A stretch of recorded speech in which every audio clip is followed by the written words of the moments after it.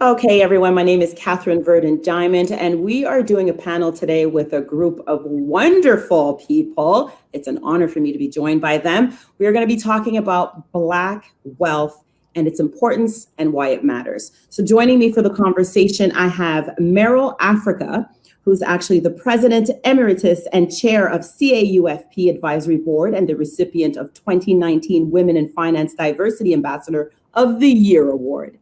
Very good there. Thank you so much, Meryl. I have Matthew Martel. He is the Chief Operating Officer at the Black Business Initiative. Welcome, Matthew. And France Saint-Elemy, President and COO of Let Tech, Chairman of the group 3737, Group 3737. So welcome to all of you. Thank you for having us. So I'm going to start with, of course, Black wealth, its importance, why it matters. I am, of course, a person of color, and I know why it matters to me. But there are people out there who are going to say, well, what's its significance? Why does it matter? And so I'm going to start with you, Meryl. I'm going to ask you, what, in your opinion, is Black wealth and why it matters? Yeah, so I mean, Black wealth, really the definition of wealth is the abundance of, opportunity, possessions, money, right? And that is something I think if you look at the Black community, it's something that we've always been lacking for a very long time.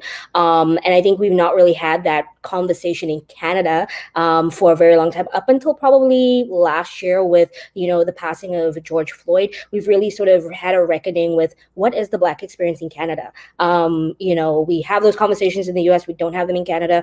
But what does that mean at the end of the day in terms of your access to education, your access to employment, your access to funding if you want to have a business? And even if you are a business owner, what does that mean in terms of how you can scale your business and empower your community? So to me, Black wealth is just how do we continue to create the abundance of that for ourselves, because it doesn't just enhance the Black community, but it enhances all the surrounding communities that connect with us. And what about you, France? For me, wealth is multifaceted. I mean, there's the component of income, so financial means, financial capacity and access, but there's also well-being. So in my mind, they're very, very close. When you're financially wealthy, you're fairly well integrated in your communities, your larger community. You have access, but also you have access to a number of tools and services that are accessible for you to make sure that you maintain your well-being. That's mental, physical, as well as social well-being. And in my mind, I think in Canada, we do have actually very good access in terms of professional path to creating generally very good income. There are a number of very successful Black individuals across Canada. The problem is, as a community, we're poor, we're deprived, we're segregated, we're somewhat disconnected. And usually when you have wealth within a community, that community is organized. That community also has institutions that are responsible for its well-being. And I think that's, to me, wealth is important, because once you start having wealth, you establish these foundations that are necessary for the greater good of the community. Matthew, what about you? Absolutely. So I certainly agree with both points. And I think that for me, it's really that generational stability. And I think there's obvious links between the financial abundance and the ability to have access to all the resources that are required for well-being, whether that's social, financial, cultural. So really, to me, it's that financial ability, sustainability over generations, and really that accumulation of options. And France, I'm going to go back to you, because you said you mentioned 2 points here, and I wrote them down. You said you talked about organization and you talked about institutions that are in place. So are you saying the Black community is lacking these resources, especially here in Montreal? We have institutions. In fact, some of them have been there for, decades, many decades. The problem is they're institutions that are somewhat very fragmented. They address a certain sector of the Black community, but they're not their institutions where you could actually lean on as a Black and community across Canada. And I think that's where, we lack the most as in terms of organization. So to reach out to Black Canadians across Canada, you'd probably have to go through hundreds, if not thousands, of different community organizations. And so these, powerful institutions have a way of moving things, not just financially, but also culturally. So if I were to ask, where would I find a nice book about, in a Canadian library, right, about, the multiple culinary differences amongst the Black communities, the heritage, the history of Blacks in Canada. And so, having these institutions that are responsible for maintaining the well-being but also the history for the next generation, as Matthew pointed out, because it has to be multi-generational. And unfortunately, with every region, with every organization, every year, every decade, that gets lost. Yeah. Well, Meryl made an important point. She was talking about how, we saw a lot during this pandemic, racial pandemic as well, the differences and the importance of Black lives. And there was so much talk about that over 2020. And so we're hearing a lot of, there's even groups created where they're saying, well, let's support Black owned products and let's buy this and make sure you're buying in your community and make sure, you keep it local. Is that going to be enough to then elevate Black wealth? Is that enough if we just decide amongst ourselves as a community to start doing and spending our dollars with the Black community? So I would say, in order for Black wealth to sort of grow, yes, we need to support our own. We need to be kinder with our own when it comes to dealing with a smaller business and giving them sort of that little bit of leeway. I think we tend to be harsher when it comes to, the customer service we receive, with the quality of goods, and we don't treat other businesses that way. So that is one component. But the reality is we are a very small segment of the population, right? So there's only so much that we can do in terms of pushing forward. So in order for these small or medium businesses to grow, what's fundamental is them getting capital to scale so that they can service the entire Canadian economy, because they can then funnel that back into their communities. And so, for example, the initiative that the government has launched, the Black Entrepreneurship Program, is something that I think is really great. It's a great start.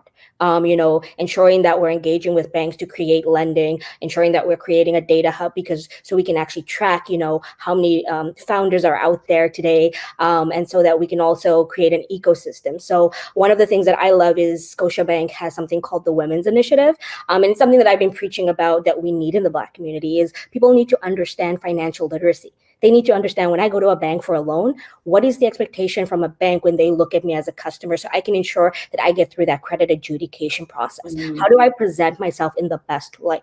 A lot of the times we're self-funding on our credit cards or through grassroots efforts where family might help to fundraise. So when a bank is looking at that, they may not necessarily think that you're a great applicant for credit at the end of the day. So how do we get them more familiar with the types of businesses we have?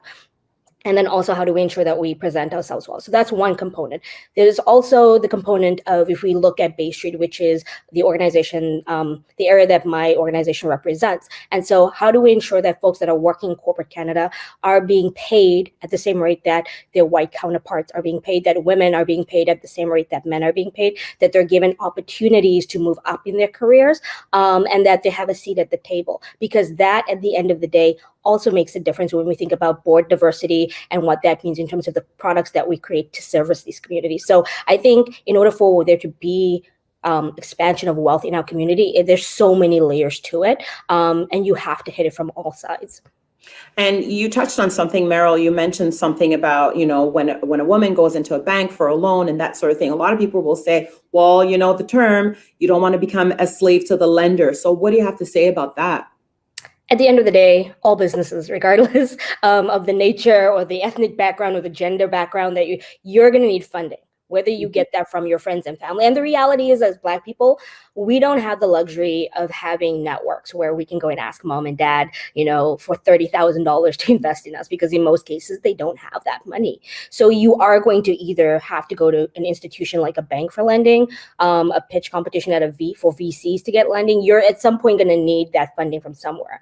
And we need to change our mindset, because all businesses, even the most successful ones like Coca-Cola and Walmart, all of them have credit. They're quote unquote, I guess, a slave to the system too. But if you're smart about understanding how to utilize credit, manage your cash flow to your advantage, it is not a negative experience. Right? Would you agree, Franz? I mean, He's like, well, I'm coming from the banker perspective, right? So, being an entrepreneur, so I would never, speak against anyone that's trying to develop a business. I've realized several decades ago that real money is created through leverage and through financial investors. Credit destroys wealth. So I have, I'm writing that down, okay? Because I'm also learning today. Credit destroys wealth. Yeah, I mean, especially within our communities, because we have a negative relationship with credit. So I have credit, but it's leverage. So my banks are partners. So I owe $80 million. In my company, we generate zero profit. Now, if I go to a traditional bank, I ask them for a loan, they look at my ratio, they'll say, forget it. But I still have $80 million leverage in terms of loan to fund my business. I think it's important that, as Meryl was talking about, financial education, but financial education in the context of, the big picture. The big picture is money wealth gets generated where wealth is. And so if I'm starting a business today, I want to look at Canada, the US, global as my market. And too often in our communities, we start businesses to service our own communities. Right. And so in the end, they don't thrive. You could start with your own community, but then with a view of having a global a mindset, a conquering mindset. And so therefore, I think it's very important to dissociate these three things. So I have investors, I have institutional financial investors, as well as professional VCs, but I also have leverage. But credit, I don't have much credit, because for me, credit really means that I have to, I'm being chased on a month-to-month basis.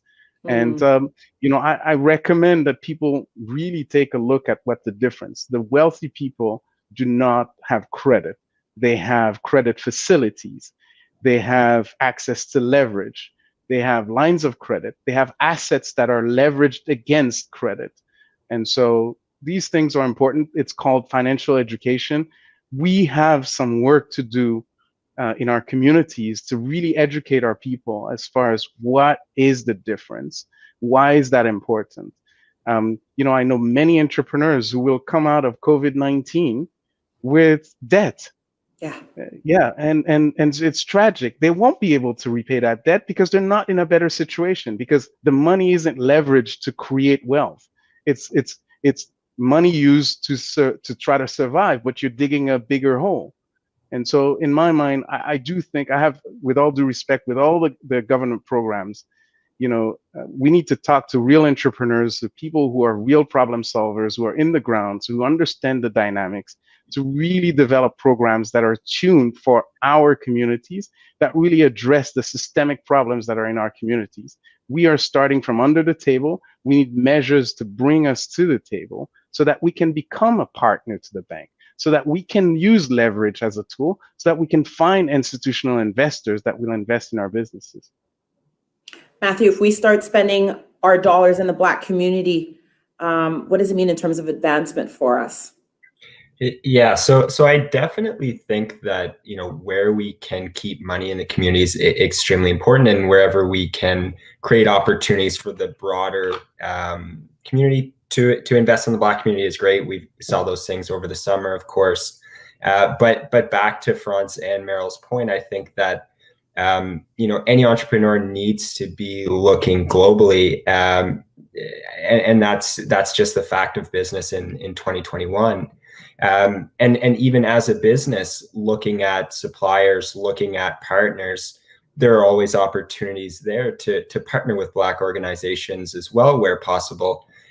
So I think when we do look at keeping money in the community, I think you mentioned earlier, Catherine, is we look, about in a 10-mile radius and say that's the community where we should keep our money. But really it needs to be broader than that. We should be keeping our investments, keeping our funds, keeping our partnerships in Black communities in, Canada or North America or sister cities globally. And Catherine, if I may add a point, there's another side to it as well. Keeping money in our communities doesn't necessarily always have to involve spending money in our communities' businesses. So for example, now you explain, yeah. So for example, let's take Montreal. So you have many of the Black neighborhoods, on average, it's 50 to 70%, depending on which neighborhood you are renters. So all these folks are renting, and who are they renting from? Yeah. So are we investing back in our communities?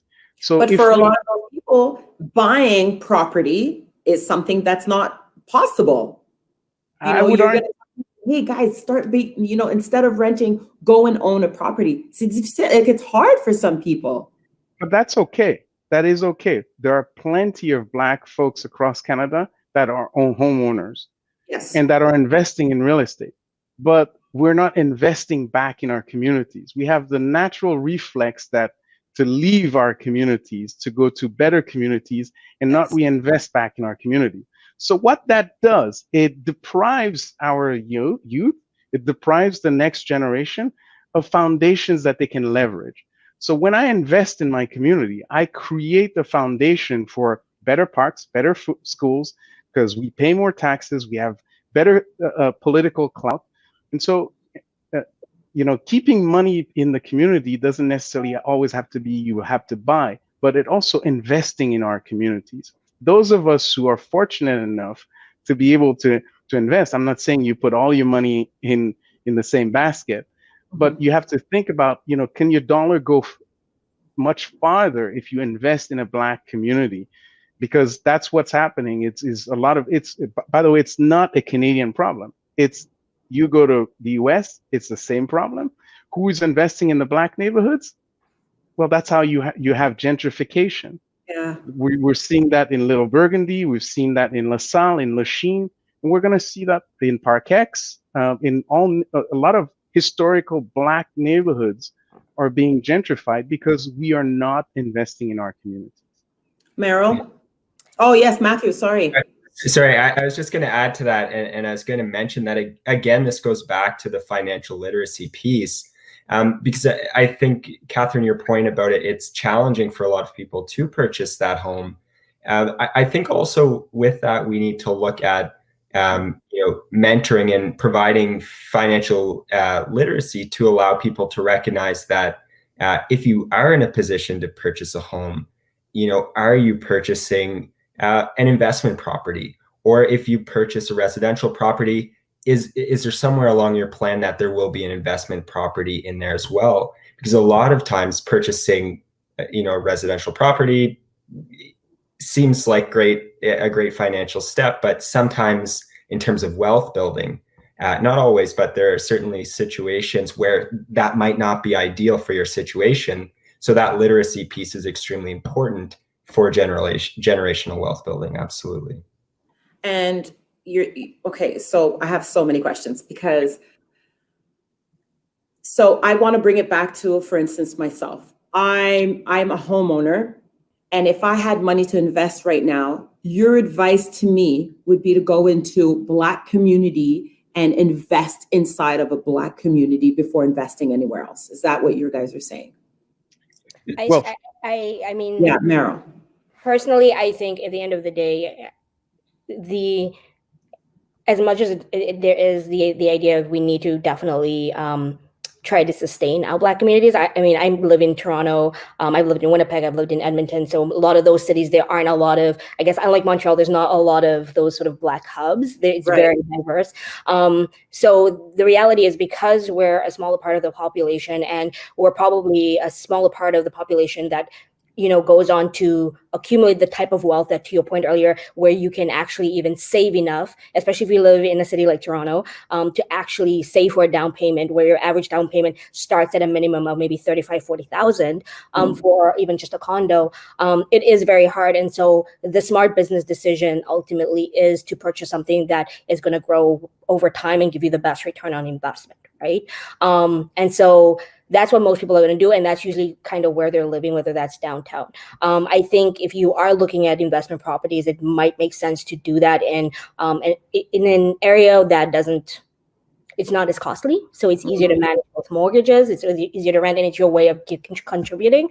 But I think that home ownership is difficult because, again, everything comes down to financial literacy. It comes down to people understanding just the whole process of what it takes to purchase a home. Understanding, I see it a lot when people talk about, why are you renting when you can own?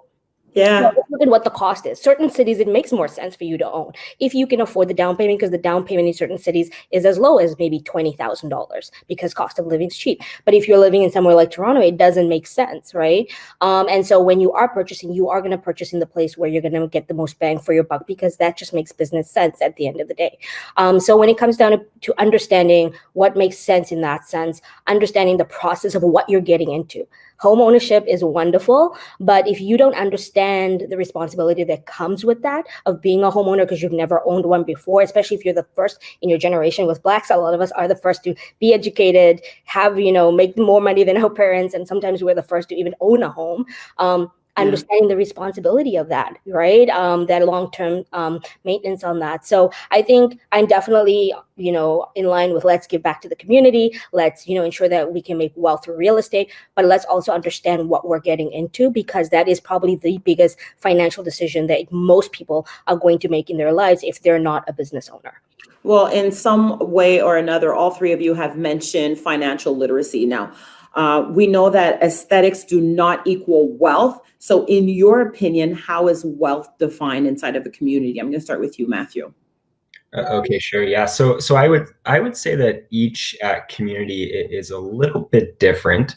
If I look here to the East Coast, I can certainly say that, some communities value, community togetherness and the culture and the ability to really have, a strong sense of place, a strong sense of community in that area. There's a lot of non-financial concepts of wealth. And then as you move into more affluent areas, the concept of wealth shifts to more of a financial, highly educated community that does look to that financial, definition of wealth. So really it's community specific.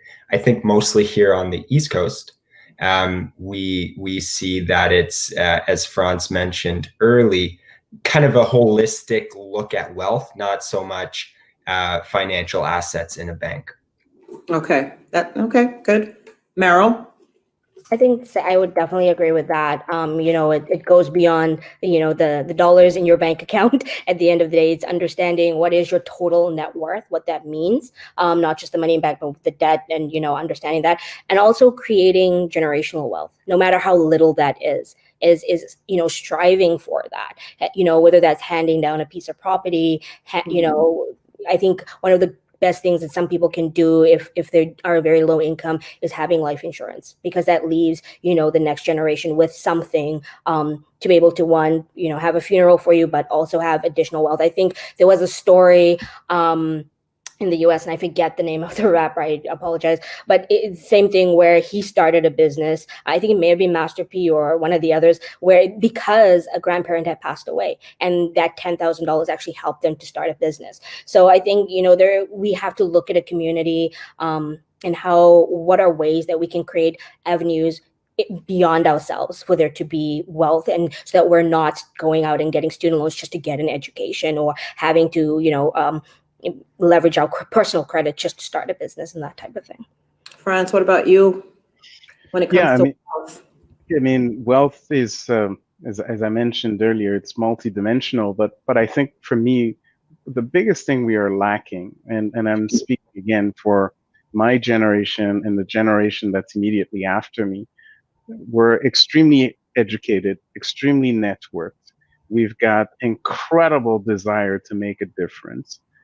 But what we lack is something to build on. So we have to build from scratch. And so our generation are saddled with the burden of building foundations, because what other communities have is they have these institutions, these foundations that they can leverage, they can build upon. One critical example of foundation is how many successful Black entrepreneurs that are Canadian that you know of, that, you know, CBC or, you know, CTV has profiled recently, right? You know, so that someone in, you know, that's in class today, or someone that's striving hard to say, you know what, if he or she did it, then I can do it. And so the lack of models, the lack of examples, of successful examples, to motivate the next generation that it is indeed possible. And it doesn't necessarily have to be entrepreneurs, but it's also professionals. And so we need to build this foundation. And you know, I'm quite optimistic that we are on our way, because I think it's sad that unfortunately it took this to happen for us to open our eyes. Yeah, 2020 to really make it clear to everyone that we actually cannot just rely on the larger community. We also need to build our own foundation. It starts with, number one, asking for the right things. Mm-hmm. You know, so I don't need government hand me down. I need the government to see us as partners, as Canadians that are important to be successful, that are building foundations that can allow us, that can help us thrive. Foundations may mean that keeping statistics on, you know, how many Black folks are graduating in engineering, in financials, in law, and how many of them are actually running companies or partners, or, you know, are thriving. Because, you know, the biggest leverage we have is education. So if that education doesn't get us to where we need to be, something needs to be done about it. Yeah, but there's also a community of people who are educated, who end up working, but then just end up working for someone else, right? Making money for someone else. There are a lot of people who are perhaps content doing that for the rest of their lives. Sure, of course. So there's also nothing wrong with that. So for sure, we have to encourage people. I mean, I'm sure, you know, you're an entrepreneur, but not everybody is going to be an entrepreneur. Before I was an entrepreneur, I was an intrapreneur. And so, you know, I had to be given the opportunity to, you know, thrive. So let me give you a sports analogy. I'm a former soccer player. So if I want to be the best, if I want to play in the best leagues are in Europe. And so I have to go into Europe, and also one of the best teams that are playing in the best leagues have to give me a shot, right? So I can be the best talent, I can have all the tools necessary. Someone needs to give me the chance. That chance, I was able to get it in the US. And I came back, leveraged that baggage to build myself here in Canada and eventually in Germany. But my point here is that, you know, if I am highly educated by the system, and the system doesn't allow me to ply my trade, to exercise my skill in the best possible positions, then we have a problem. So I could either stay or I could go away.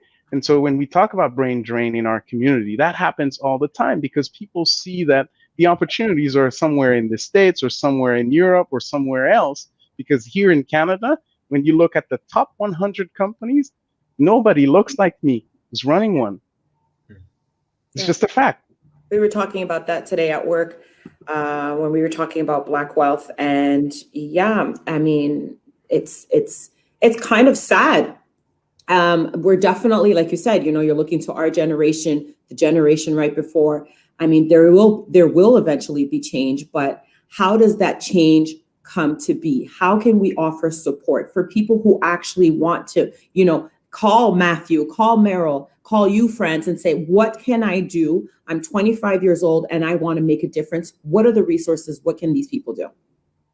So there's a ton of things that people can do. So yes, in Canada, a lot of companies now are having the conversation, right? And that's what I was kind of referencing earlier is we're at a pivotal point where before, let's be real, corporate Canada would not admit that there was systemic racism. We always thought that was an American problem, right? And now we've seen over 350 of them have signed the Black North Initiative, for example, and they've pledged, to have a certain number of BIPOC executives within their executive branches and in their corporate boards. And I think that's going to make a huge difference because that's going to help to sort of change the conversation and enact policies that's going to help to bring in folks.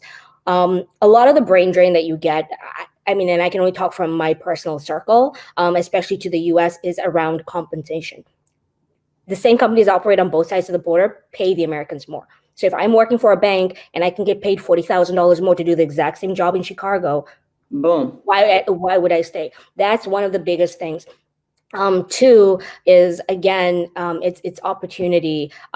People don't feel supported, and that's why organizations like, for example, Coffee is important, and there's other similar organizations across the country that are helping, whether you're an entrepreneur, whether you're a Black professional, and they will help you with things in terms of networking, because at the end of the day, for you to be good at business, you have to build a network. You have to have centers of influence, whether that's to create a client roster or get in touch with other executives. That is so important because we don't have that. Our parents didn't go to the country club. They didn't go to the Ivy League schools together and have those connections. We help, like Coffee last year helped over 350 students. We hosted a virtual event and had 20 employers come in, and they're all going to be recruiting those Black students. They're specifically coming for those. So initiatives like this, and we're not the only ones doing this. There's tons of sometimes university campuses or even companies who do this themselves that are now starting to realize, okay, we can't just go to the Ivy League universities if we want to get a kid into anything, being a lawyer, capital markets, engineering, whatever. We have to look at all the universities because the talent is there. They just may have not had the finances to go to those schools. So companies are recognizing that they have to do more.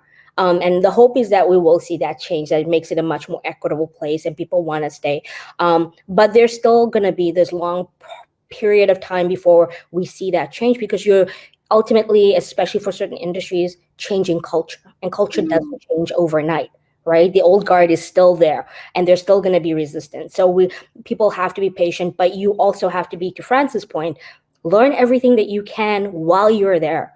And if you are entrepreneurial, or if you are fatigued by the emotional and mental stress of having to go into an environment that is not supportive of you, take those skills and leverage it for something else. It may be building a successful company, or it may be just going to another smaller, entity, and where you can be a bit more free and be yourself. So I would say to anybody that's listening, that's young, reach out to organizations like us. If you're in Montreal, I know I think RepPuff is one of the organizations I've heard of, and I'm sure there's probably more out there. But do your best to get out and socialize with people who are working in your industry, because that's going to help you. That's going to show you, how you can navigate and how you can sort of elevate yourself in whatever form you'd like to. And so you mentioned a couple of things that were really important. You mentioned the word support. You mentioned community. I'm going to ask you, Matthew, do you feel that there's a lack of support or unity amongst Black investors, entrepreneurs, community, all of that? A lot of people are saying it's the stereotype that we don't support our own. Do you feel that lack of support is there? So I would say that there's certainly a lack of unity, and I think a lot of that stems to that survival mode mentality of communities, and really trying to, I guess in terms of analogy, put their own oxygen mask on first. Let's focus on the community, and then from there, let's see what's going on in the broader Black community. So I see that, and in terms of support, I would say almost the exact opposite. I think in my role at BBI, I see a lot of support between organizations, maybe stems from a need to really collaborate when approaching, say, government for funding for projects. A lot of times they like to see organizations work together. So naturally, that kind of happens. So So I think the support is there. I think that as a community, we know that it's extremely important that we, funnel money back into the community where possible. We invest in the community where possible. I think the problem really does boil down to that lack of actual ability to do so. I think we all want to, and everyone knows the value, maybe not fully understands the value, but realizes it's a positive thing. The resources and ability to do it are maybe just not there right now. So at BVI, with the support that you're creating, do you see a community of people rallying to bring Black people to the top? Like, what are you seeing specifically? Yeah, so what I see a lot of Black entrepreneurs who are looking for ways to get extremely creative ideas off the ground. So we see a lot of really, really interesting concepts. We see an extremely, extremely significant need for funding from entrepreneurs, as we spoke about. And the networks, we do see that as well. But from a community point of view, I think we see a lot of inquiries into what programs are available. What are some of the metrics? How have we impacted community? If we look to impact individuals outside of our province and maybe say nationally, how does that affect the Atlantic Canadian community that you've been serving so long, for example? And I think there's kind of always that fear of dilution as things grow. So I do see a lot of that, but there's always been an overwhelming level of support. Obviously, through George Floyd, we've seen inflow of support from the broader community, but I think we've been in a bit of a unique position where we have had those champions in Atlantic Canada to support the work that we've been doing. We've had a lot of really great support over the 25 years we've been around. And really it keeps going, but of course the support is always something that could increase. And what about you, France? What do you have to say? Well, there's not much more to say. Is that besides perhaps there's one element that I'd like to emphasize is the fact that we as a community, we have a lot of individual success, and these individual successes, it's almost like we need to go to this mental car wash. I was on that path myself up until 2010, and my sister, Caroline Mibel, she woke me up. She says, hey, your success can be the step for a young person that looks at you, says, this guy, he's 35 and he's been CTO of a multi-billion-dollar company since he was 28. So how did he get to that point? And so make your story more accessible to others. And she opened that door in my mind that my success came with a responsibility, the responsibility to draw that roadmap for others to follow. And so that led me to other things, which is thinking about, farmer mentality versus hunter mentality. I was a hunter. I was out there to kill everything that I could get my hands on because I went to the best school. I took my professional career as a professional athlete. So, just like when I was growing up playing, elite soccer. You grew up in Saint Michel. I did. Yeah. I played competitive soccer up until I was, 20 years old. But I treated my career like a professional athlete. So I made sure that I went to the best schools that I could get into. I made sure that I surrounded myself with the best people, the most successful people that I could. So in tech, I may not be known in Montreal, but in the Valley or in Germany or in Japan or in China, I'm fairly well known in my business. And that's because early on, I was exposed to the best. I was exposed to, and so I had this hunter mentality to really, really be successful and have this incredible individual success, which I did. And I got to a point where actually I was making a lot more money than I could spend. But then I realized, who am I?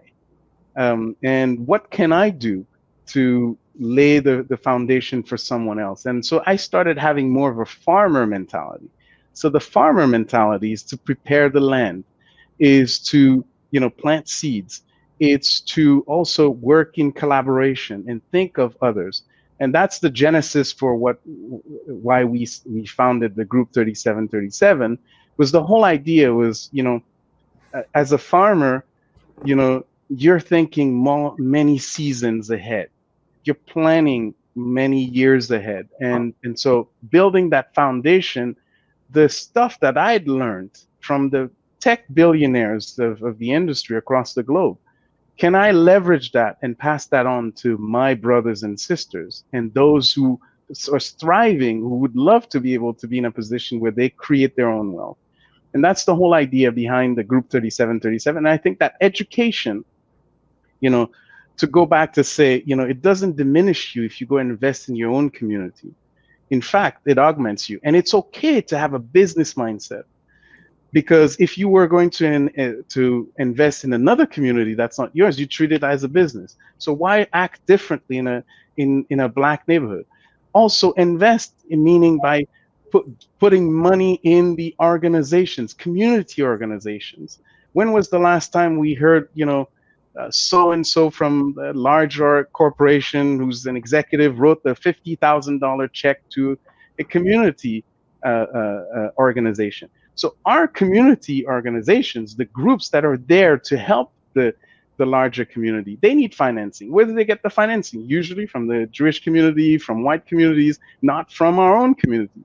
So that's what I mean about reinvesting back in our communities. It's also supporting the organizations that are there, that are to safeguard the culture, to grow, to help the families that don't have the same advantages or the same capacity. Opportunities, yeah. Because you mentioned a couple of things here. I mean, your drive to be the best, to go to the best schools, to do, to be excellent, to surround yourself with people who are at the top is not something that is necessarily attainable for everyone, but definitely something that can motivate someone to say, hey, France did this, I can definitely do something in this sort to make myself successful. So one of the things that did come Catherine, up. Can I just say that I come from a family of 13 people. And so when I hear, children? Yeah, 13 children. Yeah. So when I hear I don't have the means, when I hear, we have been ingrained in our minds that, oh, money is always in the answer. Yeah. No, my drive put me in positions where people saw that I had so much potential. I was so hungry that they couldn't say no to me. And I know countless of successful entrepreneurs in hip hop, in sports, in fashion. No was not an answer for them. Money was not the reason why they failed or succeeded. Yeah. It's their drive, their desire to succeed. So money is only necessary when everything is equal. But the first thing is that motivation, that desire to excel, that desire to put yourself in a position to succeed. You're not successful, Catherine Verdon Diamond, because you had money. You're successful because you had drive. And then now it's like, you stopped me because, it's true. I didn't spend money to do this. And it was the drive. It was, me wanting to do this. Yeah. Okay, sorry. One of the things that you guys have been mentioning a lot of is financial literacy. And I know I've spoken to Brian Smith here in the Montreal community, who talks a lot about the importance of bringing financial literacy to the Black community and how we're lacking, how we don't even understand credit sometimes, something as simple as a $500 credit card, at what it means to owe money on it. And so how do you then, because when people are in debt and when people are suffering, when they're not understanding, what it takes to even buy a home, down payments, that sort of thing, how do you then support a community and make sure that everybody becomes fluent with financial literacy? So, I mean, it's hard, right? Because there are a lot of organizations. I know in Toronto, we probably have a lot, probably because the population is bigger, so we have a lot more Black organizations that are out there doing it. I always believe that at the end of the day, we financial literacy is an issue for us. I come from South Africa. I'm part of the first generation that went from pre-apartheid to post-apartheid schools, from segregation to non-segregated schools. So I'm part of that, group that went to university and actually got money. I moved to Canada by myself. So you have to take it upon yourself to want to educate yourself on understanding money. That's the reality, because I'm going to say something that an executive once said at a coffee event is, it's harsh, but it's nobody's coming to save you, right? It is upon you to take that upon yourself to educate yourself. And there are organizations that do this for free that you can join. And if people who are watching want to reach out to me on LinkedIn, I'm happy to try and find groups in your areas that provide this training. But just going to your local branch, for example, and talking to a financial advisor is not necessarily always the best thing, because at the end of the day, they're a salesperson. They're going to try to sell you a product. So if you want to learn outside of, using Google yourself, it's going to places that offer financial literacy programs to educate where they're not pushing a product, because then you can have a real, genuine conversation about that. You don't know what you don't know, and we're all learning as we go. I can talk for the professional community. A lot of us, we earn more than our. I have to say, we don't know what we don't know. So then should that be starting in schools? Is there starting in schools where you're teaching in these schools where Black students are, hey, this is how money works? I think it starts in school, definitely, because I feel like certain other cultures, they kind of teach their kids about money with allowances. I don't know about you guys, but my mom always said, I allow you to live in my house. So that's the only allowance you get. And you learn about money when you get your first paycheck, and you make a lot of dumb decisions in your 20s and you end up paying for them later on. But yeah, it starts with, we need to have better programs in schools, and if the schools are not doing that, you as a parent need to find those resources for your child and for yourself.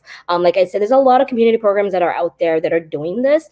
And that's kind of one way that you can kind of try to take as much control as you can to educate yourself about the money that you have, no matter how little it is, or if you're in debt, to understand how to rectify that. We are also very anti-credit. And to Francis' point is understanding, if you're in business, it's more about leverage, right? Not thinking about it as, I'm going to look for a loan. Understanding that there can be sort of positivity if you change your mindset, and that comes down to understanding your business and thinking bigger. Franz could probably talk better about that than I can, but it's really just, we have to get that going. And so and my hope is that with this entrepreneurship program that the government releases, that one of the components is financial literacy, and that they do utilize all of these Black organizations that's given them feedback to help create access to something that's going to make it, funding more equitable for people, and understanding the landscape of finance. Okay. Matthew? So financial literacy. Yeah, I certainly agree with the youth element, and it was exactly what I was going to mention after France's point. One of the composite groups that we have is Businesses Jam, and so that's a youth charity that we run, and really that's all about exposure at a young age. So that is getting groups of 30 Black youth onto a university campus, put them in computer science class. Have them build little Arduino kits, really whatever is available to let them see themselves in a post-secondary institution. Because I do agree with Franz, and it's not always about that financial piece. I think that a lot of families in the Black community, there's not that trust fund for kids to have a full ride scholarship at university. That's not an option. But if you expose them early enough, they recognize that's something that they want to do, and that's when the drive kicks in. That's when the peer pressure to maybe go down that wrong road is not as strong, and that's where you start to see them, I guess, replace that financial gap with drive. So, I think that also goes to financial literacy when it comes to credit cards. The first exposure to what a credit card is shouldn't be, I'm not going to use a specific institution, but a bank on university campus chatting with a first-year student who we know is short on cash. This is the way that I got my first credit card. I'll tell you. Everyone's My first purchase, Billy Blank's tie bow, okay? Back in the days. Oh, man. that's everyone's story, right? And when in reality, to Meryl's point, I think that before getting there, you should realize that all credit's not created equal. The ideal thing for a credit card has a purpose, but it's not, filling in gaps while you're waiting on a student loan, if that's the case. So it's just important that we get in there early, and there are still a lot of, first Black person this, first Black person that in the community. So, we have to help those parents that they don't have the financial literacy either. So we really need to provide opportunities for them to learn, as well as for youth to learn, because we can't always rely on parents because they haven't had those experiences, and they're in survival mode as well. So it is January 6, 2021. What would you guys say needs to be done in order for 2021 to be a successful year for Black people? So for me, I would like to see all of the corporations that made big, bold statements last year. Now that I'm going to donate this, I'm going to donate this. We're doing this. Many of them they've made the donations. We were an organization that was a recipient, and there's many others that did. So they cut big checks. I think what's more important is the policies that they are having internally, the things that are not going to get them a big headline, right? Those are the things that matter, because if you want to have people earn their way fairly to become an executive, you have to ensure that you're creating an equitable playing field for them. Right. And that's not something that is, hey, I'm sponsoring an event that hosted 10,000 people, or all these things that companies get behind that gives them a nice headline. So for me, I'd like to see that. I'd also like to see them investing more in helping to educate the Black community in terms of the products that they're selling them. So understanding credit, understanding mortgages, and not just the bare minimum that they do today, but really talking to us and also educating themselves on the types of businesses that we have, so that they can service those entrepreneurs better. So for me, that's my hope, is what I'd like to see is by the end of 2021, 2022, heck, 2025, I want to see them still kind of sticking to those big, bold pledges that they made last year in June, and really, prove that they actually care about us. Matthew? Yeah, so certainly agree. I think we saw the same thing at Atlantic Canada. A lot of organizations reaching out for partnerships, doing our best to kind of keep them engaged currently. But I'd love to see, what those budgets look like for next year. And then also I'd love to see a stronger push for that youth piece, which we mentioned earlier, because I think youth really are kind of where we need to invest, of course, to work towards some generational wealth building. And then also financial literacy and looking at, even the 3-generation challenges that we see across the community, and the idea that wealth is extremely difficult to maintain through generations in any community. So, making sure that we're ready for those challenges before we get there. France? Yeah, so many things are going through my mind. I would, I'd love to start by saying that, we've been down that path before. As appalling as George Floyd is, situation, but there are many, especially in the US, that will tell you they've seen worse than George Floyd. And nothing has changed. Hasn't been disruptive change. There's been incremental change. So we should, as a community, we should also be careful and not get our hopes too high and be again disappointed, because we're hoping that that magic wand, of 2020 is going to be the ultimate equalizer. with that being said, I think there are some things that can be done. I think this Black North initiative was a great initiative. Wes Hall, my hats goes off to you, brother. Great initiative. I would like, in parallel, to have an elevator fund. Really, I'm talking about billions of dollars, not 200 million, not 300 million. Because my company alone, we're going to raise that kind of money. So in my mind, it doesn't help the Black community across Canada.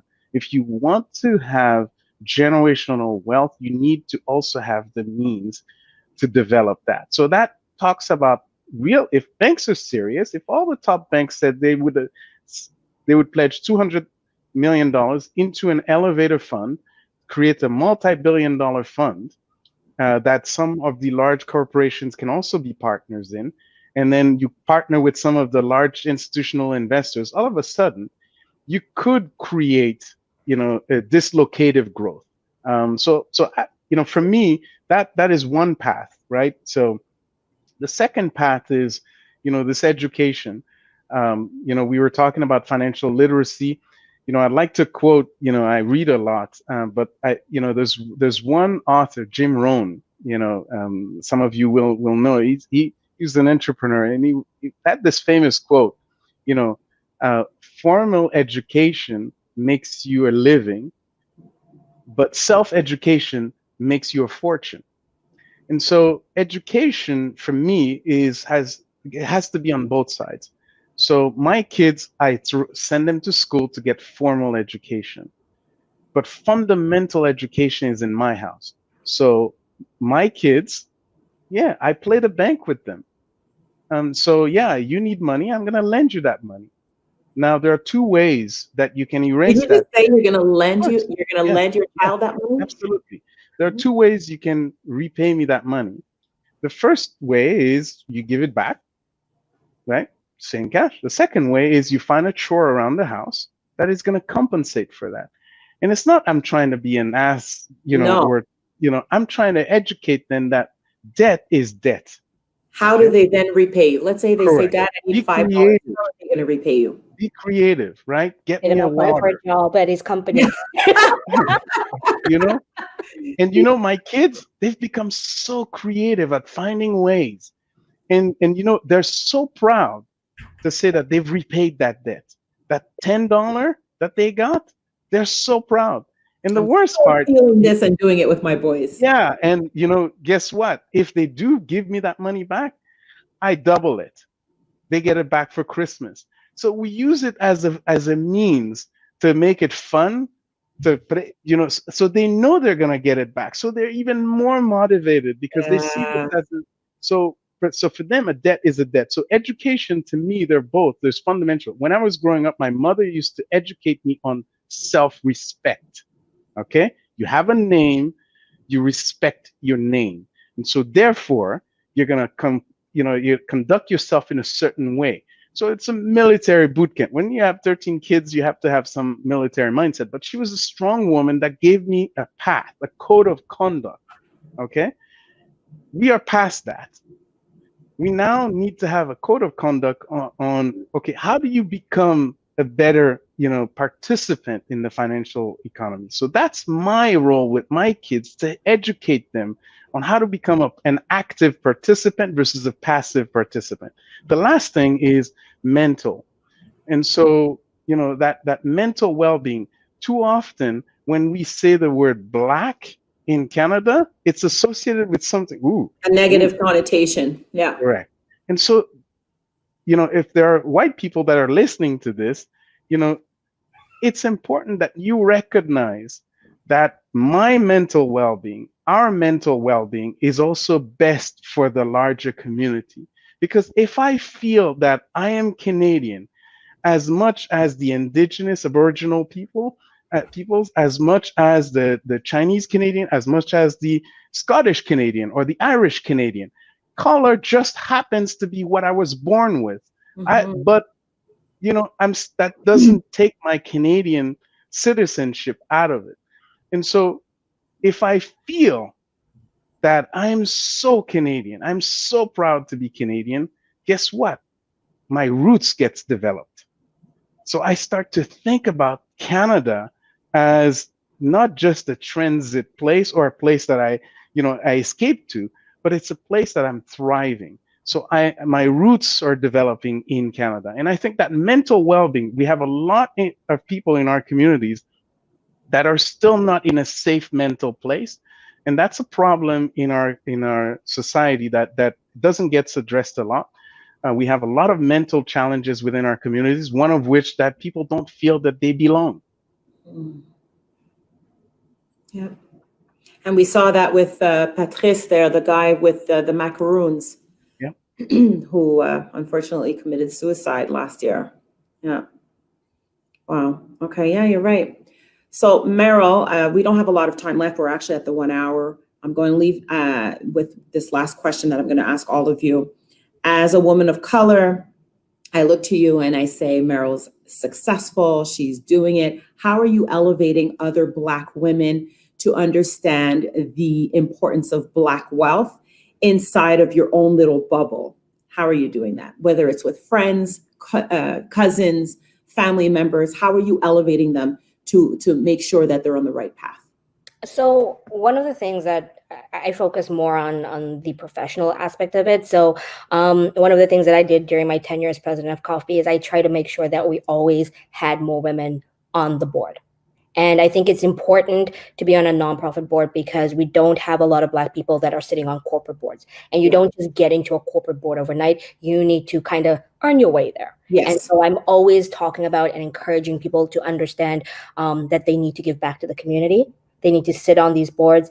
They also need to want more for themselves. So I'm a proponent. I'm somebody who believes in if you work for an employer who is not putting you in positions where you are able to accelerate your career, you can only control your own destiny at the end of the day. So you need to make the choices to either move internally or move to other companies to get yourself to where you want to go to. So I'm always preaching about how do you take control of your own destiny financially and professionally.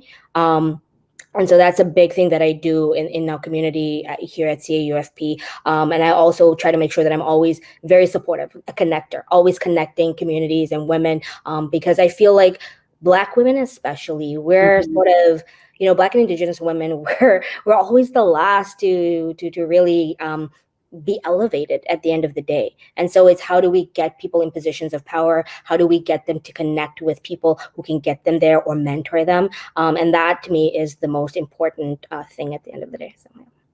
Thank you for that. Matthew?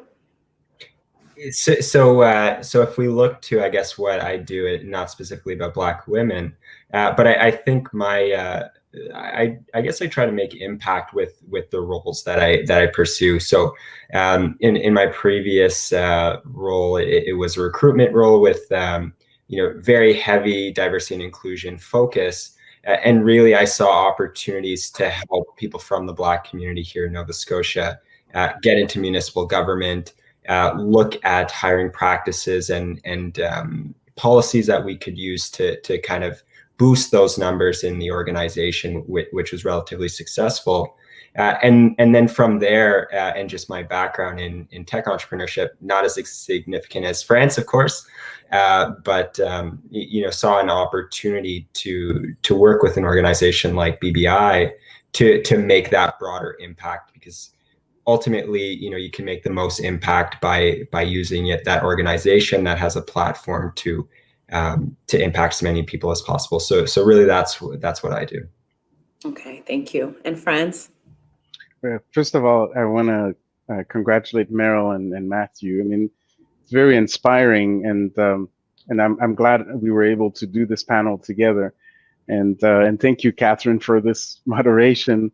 For me, the first thing that's important to me is to be a good husband and to be a good father, because, I didn't have a good role model as a father when I was growing up. I mean, he was a role model, but he wasn't there and he wasn't a good husband. And so I'm trying to be a good husband and a good father, because I think that's so important in our Black communities, that people, the younger generation, they see that it's okay and it's possible that to actually have husband and wife actually have concurring careers and thrive and support of each other. Vicky, Vicky, she's my rock. And from my perspective, nothing is impossible when I have her besides me. And the kids, for me, it's important that I lay that foundation. And the second thing that I'm trying to do personally is lead by example by, breaking some barriers. We do have some barriers in the province of Quebec here.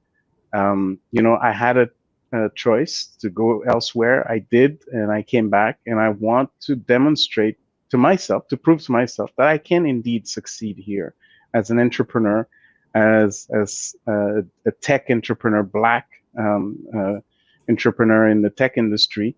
And so for me, that's important. Breaking barriers is important because that sets examples that I didn't have when I was growing up.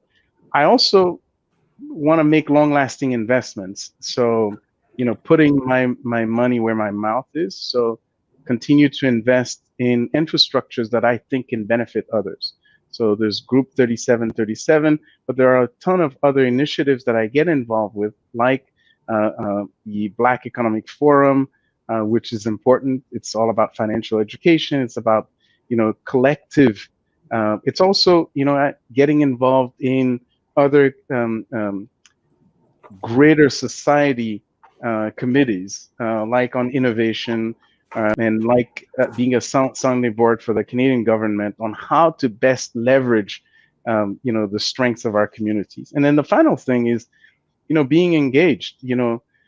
People don't realize how 30 minutes with someone, a young individual or someone that's lost, what that means, just to check in, hey, how you doing? I remember we had this conversation. I want to follow up. How are you progressing? Reaching out, being attentive, being listen to someone, because again, it's very difficult in our communities to find the help necessary. And I've seen it too often that sometimes our brothers and sisters become successful and then they abandon the community. They become hard to reach because they feel that people are demanding or expecting things from them, so they hide. When the younger generation just want people to talk to, people to listen, that's going to guide them, open the door for them. And so I'm trying as much as I can to make myself accessible and available. Yeah. And I love that. And I think that the three of you, for people who are watching this panel, who sat through the whole hour and listened to Meryl, listened to Matthew, and listened to you, France, I think it's also an inspiration. I think that for people who have questions, this is the opportunity for them to say, you know what, I'm going to reach out to Meryl. Maybe she's going to be able to help me with something that I need. I'm going to reach out to Matthew. I'm going to call France because I heard him say something that it's something that I needed motivation for. So this is why these panels are important. I want to thank you guys so much for taking the time to do this. I know everybody has busy schedules. Even though we are at home, we still have busy schedules. And so I wanted to thank you all for joining me to talk about the importance of Black Wealth Matters. I'm looking to you guys and I'm thinking about what's possible. I have changed my mindset about a few things. Just at the beginning, friends, when you're like, well, it's not really about money, it's about motivation and your drive. And I was like, oops, yes, that's true. And how quickly we forget, we always associate wealth sometimes with money. And just to get that out of our minds and just really becoming financial literate and just getting the support that we need, investing into our own communities. Those are all things that we need to think of. So again, Meryl, Matthew, and France, I thank you all, and I wish you all a good night. Thank you. Thank you so much. See everyone.